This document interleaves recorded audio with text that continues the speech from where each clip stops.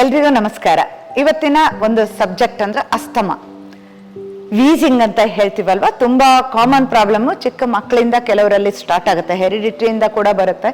ಇನ್ನು allergic asthma ಅಂದ್ರೆ ಕೆಲವೊಂದು ಗಿಡಮೂಲಿಕೆಗಳಾಗೋದಿಲ್ಲ ಅಥವಾ ಕೆಲವೊಂದು ಧೂಳುಗೆ ಎಕ್ಸ್ಪೋಸ್ ಆದರೆ, ಯಾಕೆ ಅಂದ್ರೆ ಅವರಿಗೆ ಇಮ್ಯುನಿಟಿ ತುಂಬಾ ಡೌನ್ ಇರುತ್ತೆ. ಸೊ ಆಗ ಲಂಗ್ ಕೆಪಾಸಿಟಿ ಕಡಿಮೆ ಆಗುತ್ತೆ, ಉಸಿರು ತಗೊಂಡಾಗ ಅಲ್ಲೇ ಪ್ರಾಬ್ಲಮ್ ಆಗುತ್ತೆ, ವಾಪಸ್ ಬಿಡ್ಲಿಕ್ಕೆ ಕೂಡ ಪ್ರಾಬ್ಲಮ್ ಆಗುತ್ತೆ. ಯಾಕೆಂತಂದ್ರೆ ಆಲ್ವಿಯೋಲೈ ಅಂತ ಏನ್ ಹೇಳ್ತೀವಿ, ಅಲ್ಲಿ ಆಕ್ಸಿಜನ್ ಮತ್ತೆ ಕಾರ್ಬನ್ ಡೈಆಕ್ಸೈಡ್ ಏನ್ ಎಕ್ಸ್ಚೇಂಜ್ ಆಗುತ್ತೆ, ಅಲ್ಲಿ ಪ್ರಾಬ್ಲಮ್ ಆಗ್ತಾ ಹೋಗುತ್ತೆ, ಅದು ಶ್ರಿಂಕ್ ಆಗುತ್ತೆ.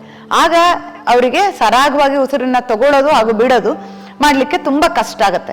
ಪ್ರಾಣ ಶಕ್ತಿ ಅಲ್ವಾ, ಅದೇ ಪ್ರಾಬ್ಲಮ್ ಆದಾಗ ನೀವೇನ್ ಮಾಡ್ತೀರಿ, ಹೋಗಿ ಸ್ಟಿರಾಯ್ಡ್ ತಗೊಳ್ತೀರಿ, ಪಫ್ ತಗೊಳ್ತೀರಿ.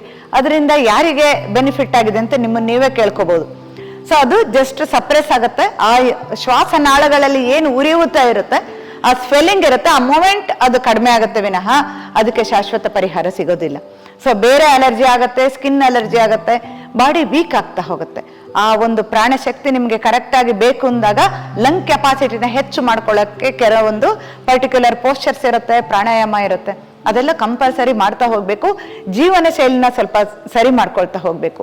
ಯಾವಾಗ ಓವರ್ ಸ್ಟ್ರೆಸ್ ಆಗುತ್ತೆ, ಬರ್ಡನ್ ಆಗುತ್ತೆ, ಆಗ ಮತ್ತೆ ಉಸಿರಾಟಕ್ಕೆ ತೊಂದರೆ ಕೊಡ್ತಾ ಹೋಗುತ್ತೆ.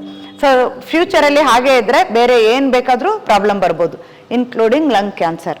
ಸೊ ಅದಕ್ಕೋಸ್ಕರ ಫಸ್ಟ್ ಸ್ಟಾರ್ಟಿಂಗ್ ಅಲ್ಲಿ ಸರಿ ಮಾಡ್ಕೊಂಡ್ರೆ ಯಾವುದೇ ರೀತಿ ಪ್ರಾಬ್ಲಮ್ ಬರೋದಿಲ್ಲ. ಸೊ ನಿಮಗೆ ಬೇಕಾಗಿರೋದು ಅನಾಹತ ಚಕ್ರದಲ್ಲಿ ಸೌಂಡ್ ಎನರ್ಜಿ ಕೊಡುವಂಥದ್ದು, ಪ್ರಾಣಶಕ್ತಿ ಜಾಗೃತಿಲಿ ಅದನ್ನ ಕಲ್ತ್ಕೊಂಡು ಮಾಡ್ತಾ ಹೋಗ್ಬೇಕು. ಆಜ್ಞಾ ಮತ್ತೆ ಸಹಸ್ರಾರ ಇದೆಲ್ಲದನ್ನು ಇನ್ಕ್ಲೂಡ್ ಮಾಡಿದಾಗ ನಿಮ್ಗೆ ಅಷ್ಟು ಒಳ್ಳೆ ಒಂದು ರೆಮಿಡಿ ತರ ಅದು ವರ್ಕ್ ಆಗ್ತಾ ಹೋಗುತ್ತೆ. ಇನ್ನು ಕೆಲವೊಂದು ಗಿಡಮೂಲಿಕೆಗಳು ಹೇಳಿದ್ನಲ್ವಾ, ಸೊ ಆಡ್ಸೋಗೆ ಸೊಪ್ಪು ಅದೆಲ್ಲ ಕೇಳಿರ್ಬೋದು. ಇಂಥದ್ದು ಕಾಂಬಿನೇಷನ್ ಅಂಡ್ ಪ್ರಪೋರ್ಷನ್ ಅದನ್ನ ಕರೆಕ್ಟ್ ಆಗಿ ಸೇವನೆ ಮಾಡಿದಾಗ ಯಾವುದೇ ರೀತಿ ಒಳಗಡೆ ಕಫ ಇದ್ದು, ಕೆಮ್ಮಿದ್ದು, ವೀಸಿಂಗ್ ಇದ್ದು, ಏನೇ ತೊಂದರೆ ಇದ್ದು ಕೂಡ ನ್ಯಾಚುರಲ್ ಆಗಿ 2-3 ತಿಂಗಳಲ್ಲಿ ಖಂಡಿತ ಕಡಿಮೆ ಮಾಡ್ಕೋಬಹುದು.